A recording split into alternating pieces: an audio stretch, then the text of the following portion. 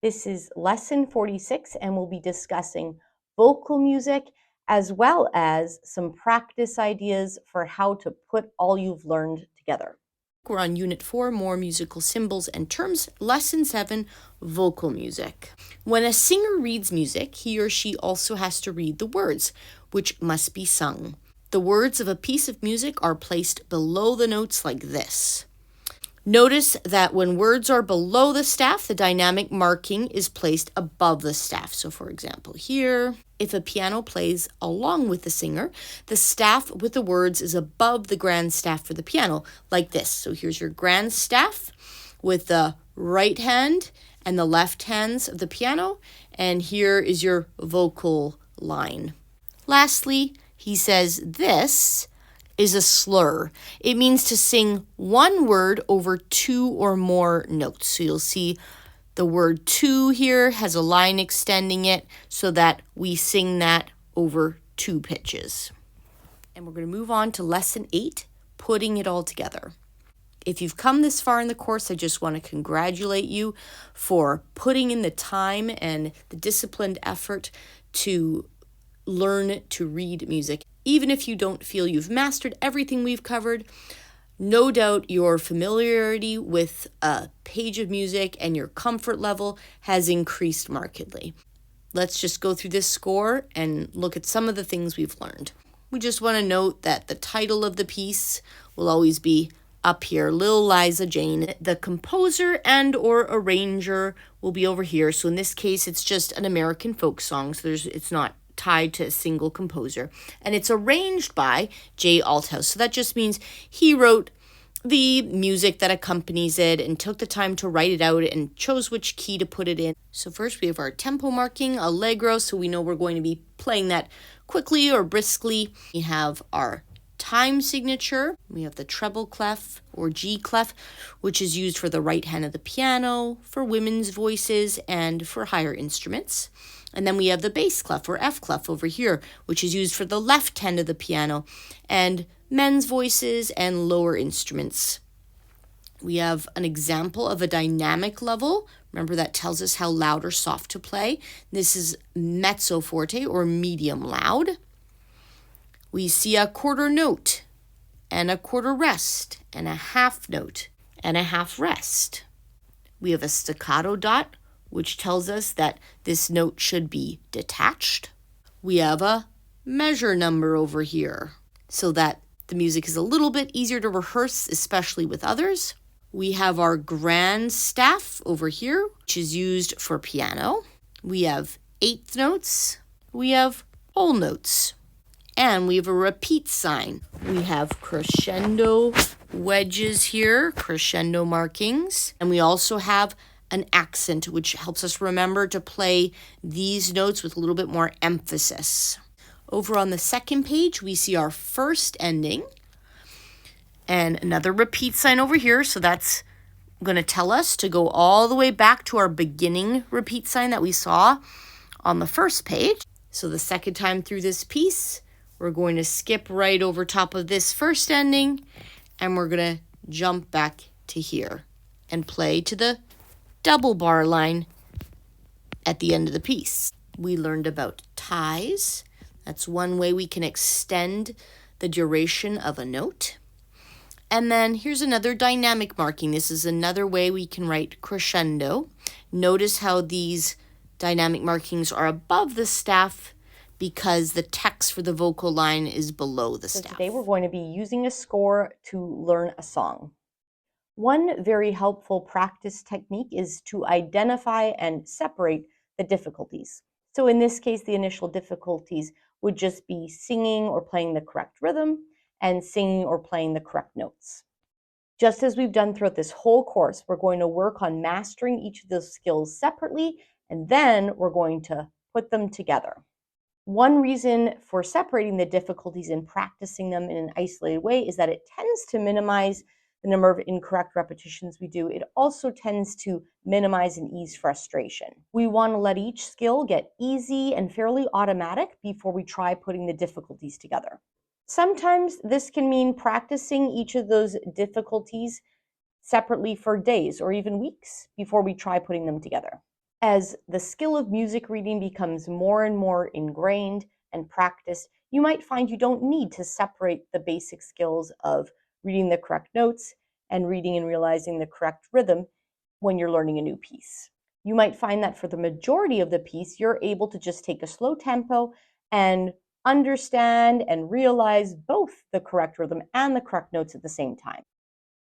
Often there are going to be a few measures that are a little bit trickier, and for those measures, you can isolate the difficulties and treat rhythm and notes separately until it's a little bit easier, and then try putting them together. This tool of breaking down pieces into their individual parts is a really helpful practice technique, even if you only need to use it with the trickiest measures in a piece.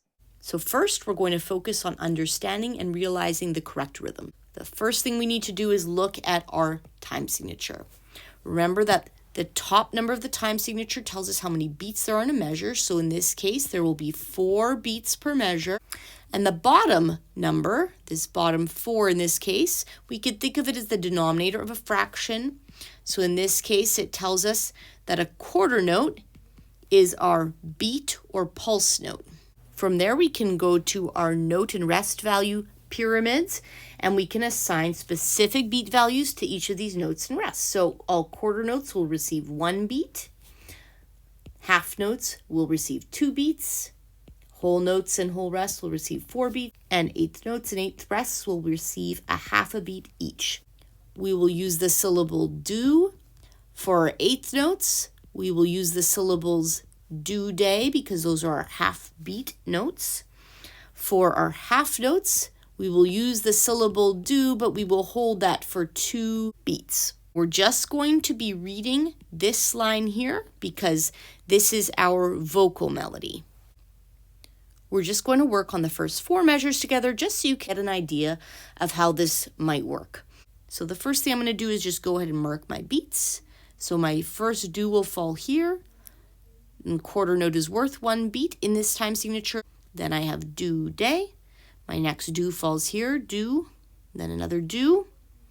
That completes my measure. Then I have a do, do, do, and this will be held for 2 beats. Then I have another do here. This half note will need to be held for 2 beats. So here's my first do, and then here's my second beat. My next do falls here. And then I need 2 beats for this half note and 2 beats of silence for this half rest. Because this is not a very tricky line, I'm probably just going to set the metronome right away. And we're going to practice saying the syllables with a slow, steady pulse. The piece did specify that it is allegro or fast, but when we're learning a piece, I recommend going extremely slowly. It's best to program the correct thing into your body and to not frustrate yourself or learn incorrect repetitions. There's a famous saying, if you can play it or sing it slowly, you can play it or sing it quickly. The trick is programming your brain and muscles to correctly realize the rhythm and the notes. So I've set the metronome at 65, and I'm going to put this beat into my hands or feet. 1, 2, ready, clap. 1, 2, ready, speak. Do, do, day, do, do, do, do, do, do, do, do, do. When that feels easy, the next thing we could do is to actually say the correct words with that rhythm. Continuing with the metronome at 65, I'm going to put this beat into our hands or feet. Ready, clap. 1, 2, ready, speak. I got a house in Baltimore. Lil Liza Jane. The first thing we need to do when we are reading pitches on a score is to look at our key signature. And in this case, we don't actually have one, which means we're in C major, no sharps, no flats, which is lovely for us. our next step will be to recognize and be able to perform the correct pitches. So I would start by just being able to name the pitches we see on the staff. We're in the treble or G clef. So of course, our second line on the staff is our G, and from there we can decode all the other letter names. I recommend not writing in all the letter names. We're just going to say them as we go. So we have E, and then that's repeated, so I'm not going to restate that pitch.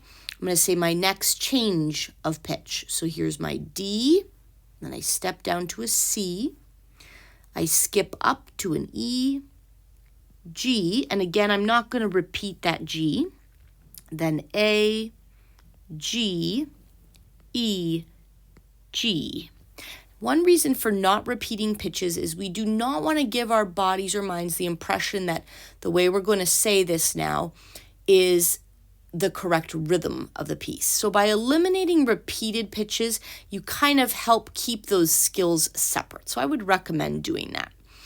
Now we're going to play those pitches, find them on our keyboard so that we can hear the shape of this melody. So our middle C is right here, to the left of these two black keys. And so our next white key here would be D, and then we're going to step up to an E. So beginning on my E, I'm just going to play the pitches while saying the letter name with a relatively steady pace. Again, I'm not going to repeat any of the pitches that are repeated. I'm just going to move to the next pitch. E, D, C, E, G, A, G, E, G. Now I'm going to try singing those pitches at the same time that I'm playing them. And this is only necessary if you're a vocalist. If you're an instrumentalist, I would encourage you to try playing the pitches on your instrument and saying the letter names until that's comfortable. E, D, C, E, G, A, G, E, G.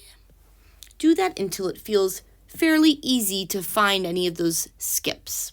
For our first attempt at putting something like this together, I would recommend using a neutral syllable or your rhythm syllables or even the letter names rather than right away trying to sing the correct words. Often a neutral syllable is a really nice way of learning a song initially.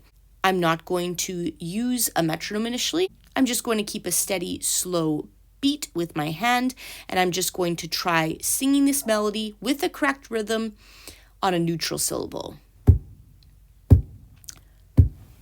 Here's my starting pitch. Ready, sing. Ba, ba, ba, ba, ba, ba, ba, ba, ba, ba, ba, ba. When that's comfortable, we can put it all together, adding in the correct words. Again, our starting pitch, it might look like this. Ready, sing. I got a house in Baltimore, Lil Liza Jane. For your next steps, you might put it with metronome and slowly increase the tempo as you get more comfortable with it. And you can work your way through the entire song using this method if it's helpful to you.